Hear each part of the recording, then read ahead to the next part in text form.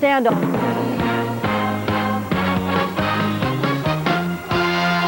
Action News, Delaware Valley's leading news program, with Cecily Tynan, Dan Cuellar, and Flora Pastorero. Good afternoon, I'm Dan Cuellar along with Flora Pastorero. Coming up on the next hour of Action News at noon, a frightening trip down the runway at LaGuardia.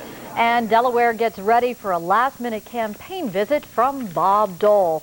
But the big story on Action News this noon is the cleanup from another day of flooding. Heavy downpours led to rising rivers last night. The Wissahickon Creek turned furious and dangerous. The water from the Schuylkill poured over its banks and flooded River Road in Roxborough. Nervous neighbors watch rising water come very, very close to their homes. It was so bad down the road in Fairmount Park that Kelly Drive was swallowed by the river. That threatened to cancel today's Philadelphia AIDS Walk, but it is still going on as planned. Now, we are now live on the action cam on West River Drive, where you can see that the walk is underway and people are making their way without much trouble. We will have more on that story a little bit later on. There are still many trouble spots in the area. Lincoln Drive remains a muddy scene this noon, and it is still closed, yet some people have been ignoring the warnings. You can see there, people are still walking along. We are live on Sky 6. That is part of the AIDS Walk. And just south on Lincoln Drive, crews are trying to remove mud and muck from the road. And if you do have to go out today, please be careful, and you might have to take some alternate routes as well. Now, Darby flood victims are getting help from an unusual source today. About 30 of the people lending a hand are not volunteers. They are people sentenced in Delaware County to do community service. Most of them have been convicted of driving under the influence. These men and women normally do road work or clean parks, but their community service changed with the floodwaters. Today, they're out cleaning the mud out of basements and getting rid of furniture and appliances that have been ruined by the high water.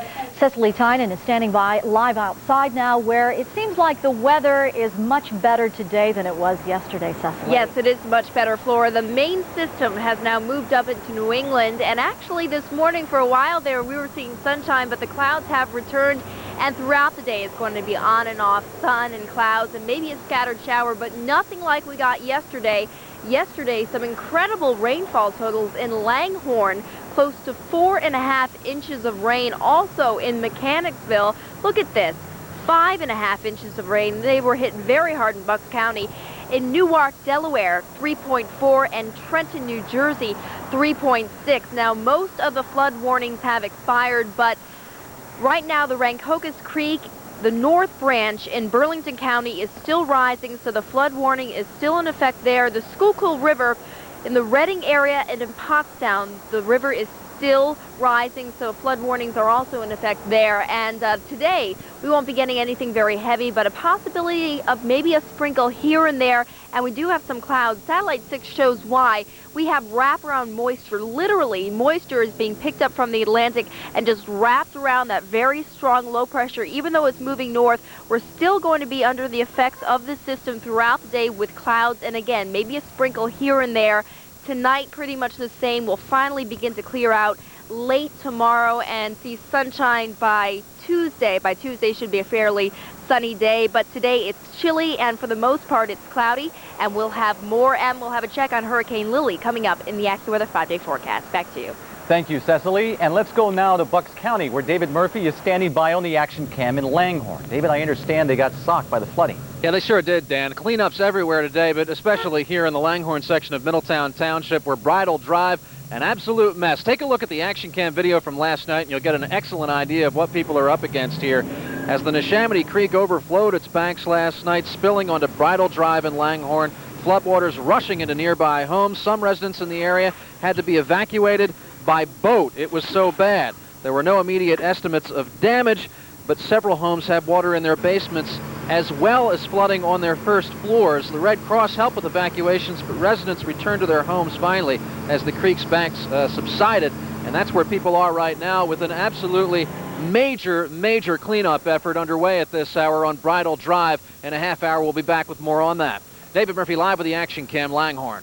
All right, David, thank you. Another Bucks County community hit hard by the flooding was Ben Salem. Some roads vanished under the water. Many people found themselves turning around and forced to find another way to reach their destination. Nearby street road was drivable, but it also took on the look of a river in spots. Some puddles were huge. People who dared to try to drive through them found out the hard way that it is not such a good idea. Residents in parts of Montgomery County are breathing a huge sigh of relief this noon. Heavy downpours did cause creeks to rise over the banks yesterday in Roslyn, but the flooding wasn't nearly as bad as it was last month. Roslyn Elementary School was flooded again. Crews pumped out the water pretty quickly.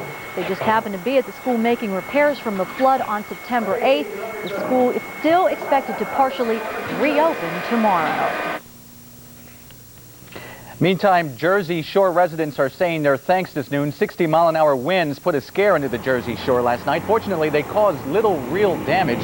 There was some street flooding, however, and in Ocean City, the Back Bay came onto 12th and Simpson and other streets in the resort. There were no reports of serious injuries, and officials knew they were escaping big trouble when the rain stopped before high tide. Bad weather may be the cause of an accident that terrified 63 passengers at New York's LaGuardia Airport yesterday. Officials say an airplane's landing gear failed after it struck a light post during yesterday's violent storm.